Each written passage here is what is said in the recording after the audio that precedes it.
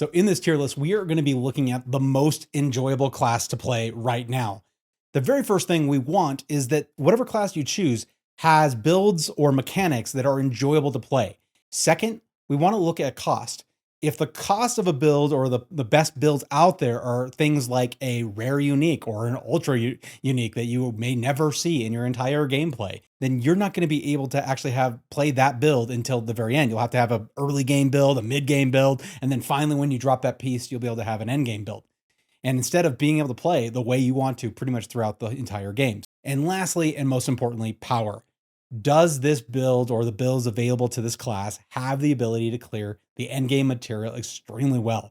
You know, it sucks to put tons of hours into it and find that either the build you've chosen or the class you've chosen is really one of the worst options to do anything in endgame. So we definitely want the ability to clear fast in power. So let's jump right in it. What is the first class we're going to look at? Well, that is going to be Druid. It is one of my favorite classes from the very beginning of this game, and actually my first class to 100. So what is going on with the Druid? As far as the mechanics, it is fun. You are turning into a bear. You are turning into a werewolf.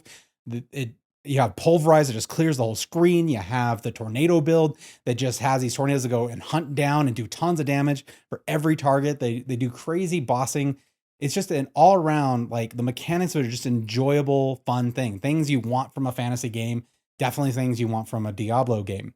Now, the cost is a little harsh just because one of the top builds, the Tornado, the Druid or the Werewolf Tornado build, is going to need a Tempest Roar. And that's one of those drops that could happen or could not.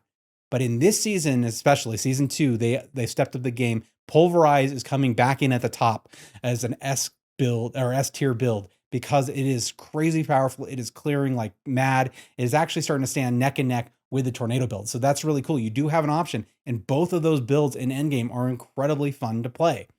Lastly, power. Yeah, hands down. This build has the power to clear the endgame. So I'm really running this from what I know about all the classes. So my placement for this class is going to be A tier. It's just a little shy. The variety isn't quite there for the endgame. That's my only like hindrance to not putting this in S tier, but it does everything else so well, and it is fun to play. And the Pulverized build honestly is a viable build from the very beginning to the very end. So next, let's look at the Rogue. This was my opening class for the entire game. It has a lot of choices, and when you're looking at this, the play mechanics are so versatile. There's so many ways to play. You have the range builds, the barrage, the twisting blades, the traps. You have a lot of choices that are interesting mechanics in themselves. Some are a little too complicated, and others aren't. But because you have such a wide range of choice, I think this does give you a ton of options in endgame that makes it far more enjoyable than you would normally see with most classes. If you go look at most tier lists for all the classes or all the builds, you're going to see a ton of rogue builds up there at the top. So I love that it has a lot of choice in the mechanics, so you can really find a style that's yours. It is viable in early game. It's really crazy to play through with. The cost is relatively low for most of the builds. Yes, you can go crazy with it, but it doesn't need every perfect aspect and doesn't need a ton of uniques to come together as one of the most powerful builds in the game. You can get a lot of the stuff for most builds in the Codex of Power. So that means you can go hit those dungeons that have it and purposely go mine them and get them for the build and put it together. This allows you to do the builds a lot earlier and start just feeling like you're zipping through the material, and then you're just getting more and more powerful, which leads us to the next thing. How powerful is it? It is one of the craziest builds to play. It is fun. It is versatile. You can get all over the place, and then you just pounce with a ton of damage. And it doesn't seem to matter what build you're playing. It does just strip.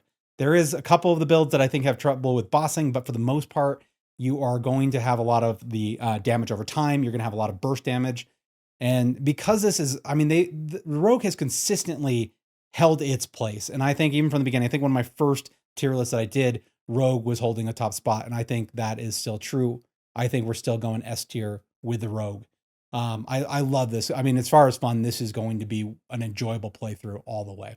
So next, let's look at Barbarian. This was my main class last season. So season 1 with Malignant Hearts.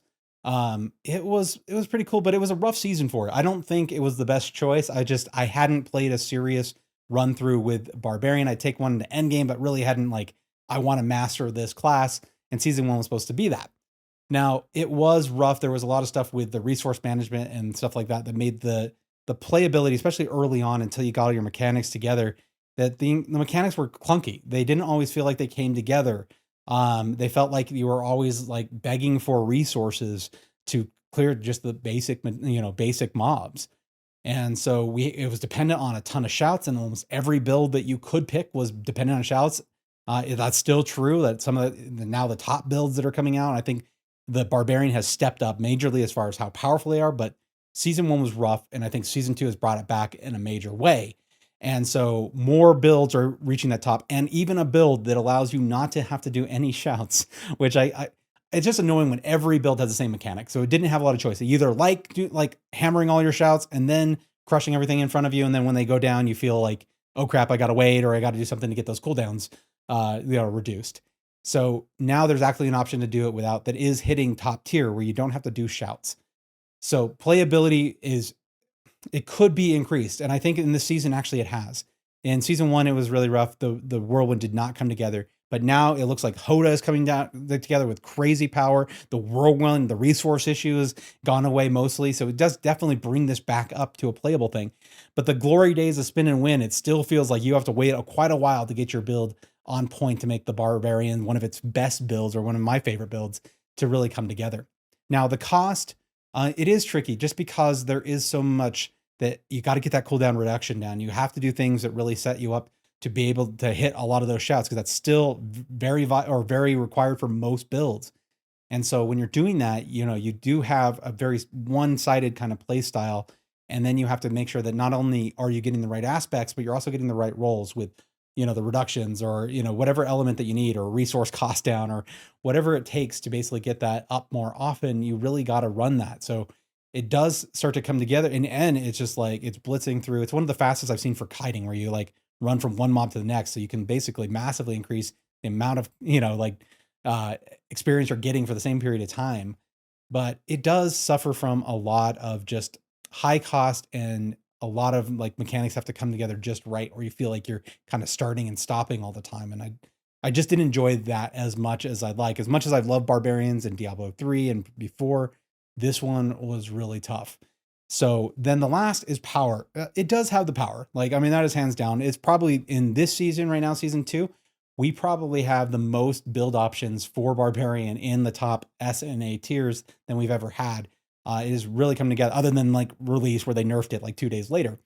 But that's really cool to see. So I think this class is coming back online. But because of all the difficulties and some of the stuff that I'm just seeing right now, I'm gonna have to put this in B tier. I don't think it has more options than Druid. That is a fact. So that is one of the cool elements.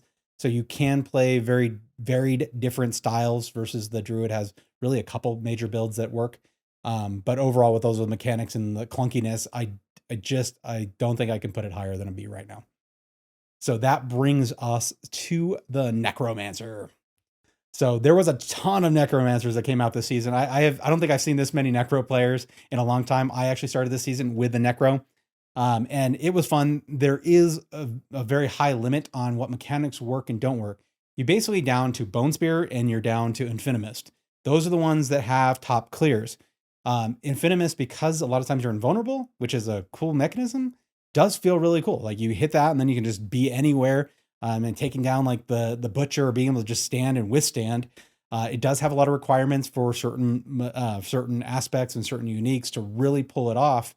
But then you have Bone Spear, which is always crushed. And Bone Spear is an early game and end game. You can just play right through with the Bone Spear build. Minions, that's what I was hoping. That's why I chose Necro this season, is not online. And I'm getting frustrated. Like, the minion build, at least have one. I know we don't, like, Druid has enough going on. We don't necessarily need the companions to come online there to be fully useful. But Necros having minions that actually work would be phenomenal. I don't, even if it's just like, make it work so the Golem is actually a viable end game option. And people, I know I'll get comments and people say, it's totally working, I got it to work. It's a lot of work to get it just dialed in. And it's not, the average player isn't going to come to the real players of Diablo 4. The majority of us are not going to enjoy the time it takes to get that play, or the Necro minions online. Even Infinimist, though, Infinimist is probably one of the best pushing I have ever seen. Nightmare Dungeons just feel like a breeze. I mean, I was freaking out because I was in a nightmare dungeon and it was like 20 levels above where I was, and the butcher came. And it was the first time I was like, oh, I'm just seeing what I can do. It was nothing. The butcher was so easy to overcome because I had the ability to hit the bone storm or back to infinitus where I'm invincible. And so it was really cool to see that kind of pushing. But when I got into bossing and I saw what some of these other classes are doing, it was just not impressive. With the lack of choices, with not really the power that I see to really push unless you're getting everything on point and a lot of uniques in that build, I'm going to have to put this actually probably my lowest rating for all of these. I'm going to put it down. Oh, it's a no, I can't put it down that far. Almost a C. I'm gonna say it's actually slightly better than the barbarian. Let's see if I can move that over. I cannot, but I'm gonna put it slightly above the barbarian. I think for enjoyability, it's still such a fun, eclectic class that just doing the blood damage and turning into a blood mist and floating around and the bone storm and just a ton of like really cool elements that I think are very Diablo-esque. So I'm gonna keep that in B tier, and that takes us to our last. In my previous review of our previous tier list, this class was probably the sorceress was the lowest class. It had a lot of problems. It was magical in the early game. I think in some ways I gave it such a bad score because of the contrast. Early game was so powerful, so crazy, easy clear, and then you get in the end game, it would just fall apart. It was weak. It would get popped easy. It was just too soft. It was just not a build that could really push through a lot of the end game material. And that kind of held true for I think even in season 1 where it did have a major comeback. I felt that they got some more power under its belt and started making it survive longer. But this season, right now, season 2, Sorceress has come just a major jump from where it was. I think we're actually going to see a ton of build mechanics. So as far as like enjoyability mechanics, the ones that exist right now are already incredibly fun. The builds that you'll see on top list or people are building in all over YouTube videos, you'll see just some crazy clears, very tanky, their ability to survive longer, get out of trouble easy, and just clear bosses like it's nothing. The mechanics just feel fun and it's alive. Like you actually are controlling the elements of each of the things, the fire, the ice, the lightning. And it is such a powerful like entry as far as like feeling like you're actually in a fantasy world. This sorceress, I think, just does so much as far as making sure that there's tons of play styles that are viable, that are enjoyable, that are just a blast to play. The cost is relatively low. I just did a run with the ball lightning sorceress, and the only thing I needed in World Tier 3, I really needed one aspect. I needed the gravitational aspect. It didn't mean I could surround myself in the glowing balls, but just one would be enough to clear most of the mobs without even thinking and clear bosses like it was nothing. And it's nuts. And it just kept getting more and more powerful. And it didn't require even a single unique. Now, to give you some reference, and I don't think this is the only build that's doing it. I've seen some other crazy builds like the bouncing fireball. So I think because this build had a rough start, I don't think, or this class had a rough start, I don't think it has as many builds as some of the other classes that are in top tiers. But you're going to see, I think, new things and new mechanics. The crossover with all the elements just opens up so much. But cost is super cheap. When I was entering into World Tier 4, I was able to take on the capstone at 16 levels under. So normally recommend 70. Most people take it about 64. If you have a build that's pretty on point.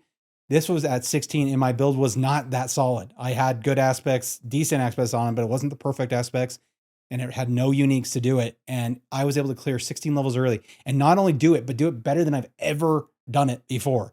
I cleared the boss of the capstone in probably under 10 seconds. It was just there and done. I think it got one of its mechanics going, and that was it.